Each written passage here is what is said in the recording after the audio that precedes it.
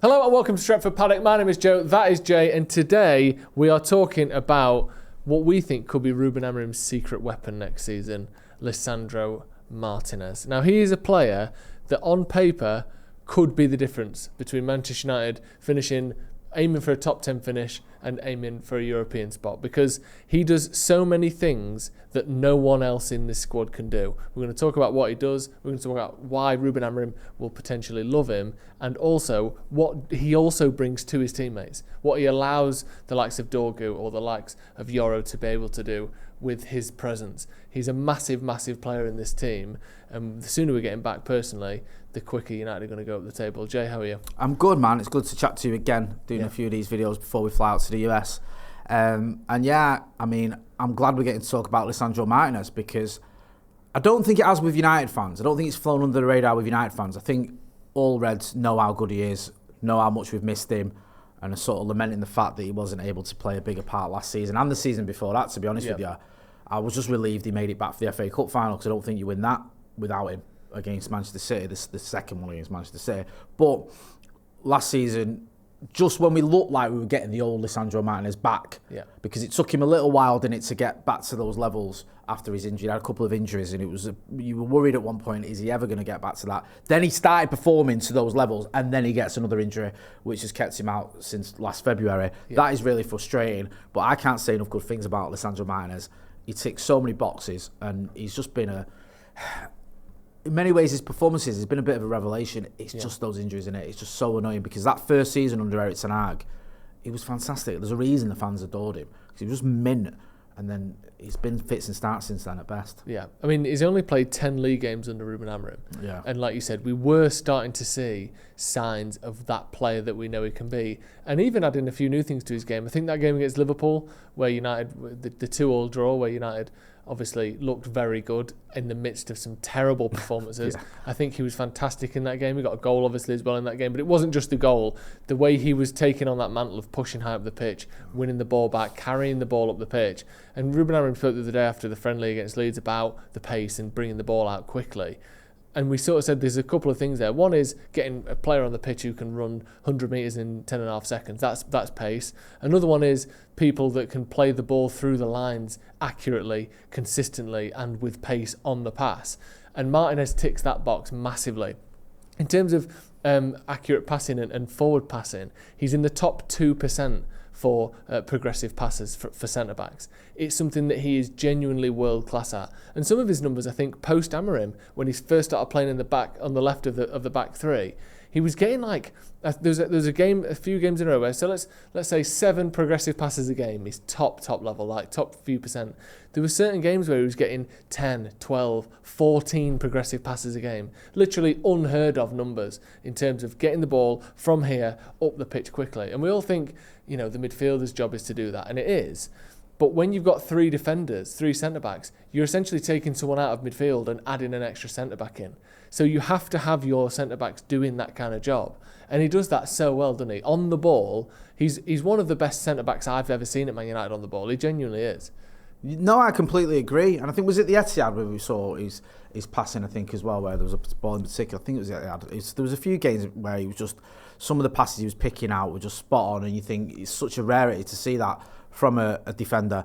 And also as well, how he handles himself under pressure. Yeah. Remember like that first season when people were critical of De Gea with his feet and can he play in a Erik ten Hag system and all the rest of it? A lot of the time it was because of Lisandro Martinez that we got away with that, because you can give him the ball but he's got like 2 attackers around him and he just gets himself out of trouble and creates something.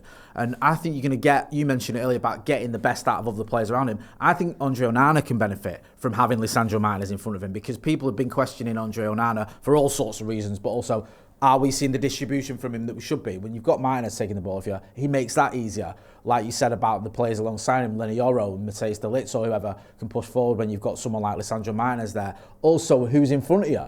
Can he link up with someone like a Manuel Guy or Bruno Fernandes or whatever and make their job a little bit easier? It just makes the whole team better when he's in it.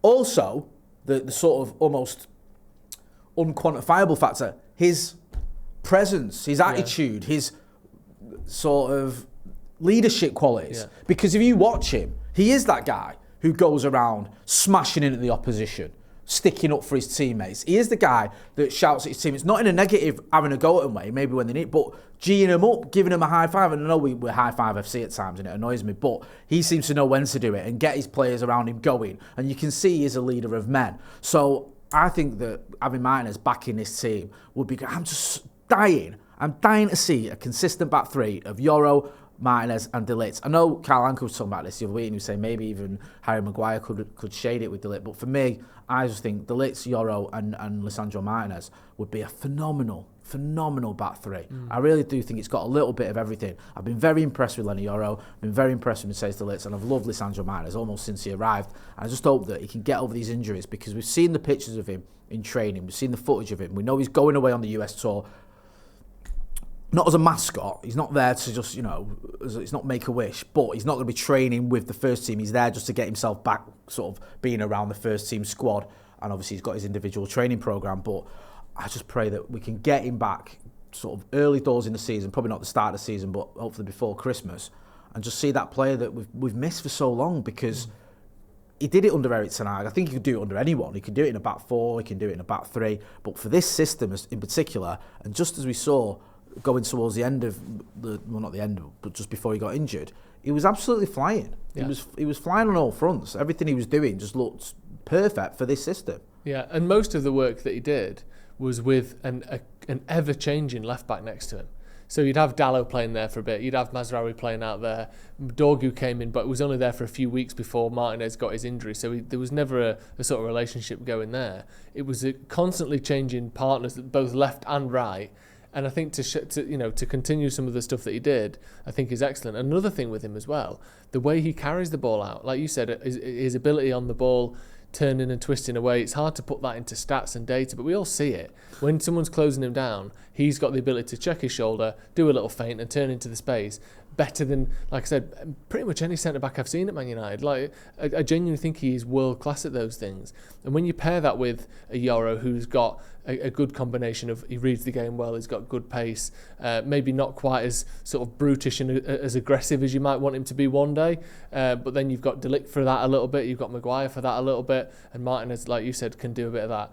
I think you have got a really good foundation of a back three, plus Dorgu being more settled and being more consistent next to him. He can do some of the legwork that maybe Martinez, if he does have a weakness, top end pace is probably one of them. Getting ran past at times by really quick, really sort of physical attackers. But Dorgu can help supplement his kind of defensive work there, because Dorgu is such a strong runner. I think that's something that Martinez can absolutely thrive alongside. He's just so good on the ball. I mean, looking at some of his numbers, the way he carries the ball, his passing into the final third, the way he brings the ball into the final third and into the penalty area, it's all genuinely world class, like top of the sort of chart stuff. And I just think that's the sort of player that United need in this team, especially, like I said, you've got one less midfielder. That creativity and that build-up needs to come from somewhere else. You can't just not have it. Yes, the wing-backs need to chip in, but the centre-backs being good on the ball is absolutely crucial in a system like this. And as we said before, Martinez is one of the best we've ever had on the ball, factually, statistically, and in terms of eye test. So, for me, he's the perfect person to bring back in. 100%, and also I like the fact that he's got that edge to him as well. I like the idea of United getting a little bit of that back. I think De Ligt's got it. I think Cunha seems to have that. We know from his reputation, he's not someone who gets bullied very easily. He's someone who's got that little bit of almost nastiness to him, but he needs some of that, because far too often over the last few years, Manchester United have been bullied. We have lost the game almost as soon as it kicks off, because the other team's too physical for us, or when it kicks off we don't want to know, or they feel like they can get away with whatever they want. And you need someone like Martinez who steps up. He might not be the biggest, but he's certainly one of the strongest, and he ain't having none of it. No. And I feel like you've got even someone like Amad who's tiny, gets involved, doesn't he? We've seen a little bit of that. We've seen these players. Ugarte is another one. They're not going to sort of, just sort of wilt under pressure or sort of fold when it kicks off. And I love that. I love the fact that you've got players who've got a little bit of ag in him, and Martinez has certainly got that. He's called the Butcher for a reason, and I've missed him, man. I really have, and I just hope that United, it's a weird one with United, because I want him back as soon as possible, but don't rush him. I know that sounds like a contradiction, but I'd rather we waited and made sure he's fully fit, because we did that a couple of seasons ago, didn't we? We rushed him back, then he broke down, I think it was at the Emirates, then he came back, and he was, to be fair, when he got injured against West Ham, I think that was just mad unlucky when the lad fell on him. But I think if we just err on the side of caution, because the good thing about this time round is, whilst we miss Martinez and he's amazing and we want him back in that team, Aiden Evans has understood it. does a very good job if you look at him as a someone who's sort of stepping in for Lisandro Martinez. So I don't feel there's a dying need to rush him back. Just get him back when he's fully fit, and hopefully Manchester United can have one of the best defences in the league. I genuinely think that. Yeah. Right, thank you very much for joining us. Let us know your thoughts on Lisandro Martinez. How important is he to Manchester United? Is he that final, piece of the jigsaw? In terms of defence, I think we're getting there. I think it's the rest of the pitch that we need to worry about. The goalkeepers, the midfielders, we need another striker. But I think centre-backs wise we're good. I think Dorgu is improving all the time. Maybe we'll look at a right wing back. But if Ahmad can get that role and make it his own, I think you're looking at a very, very good defence there. Get your thoughts in the comments below. Thank you, Jay, as always. Thank you for joining us. We'll see you in a bit.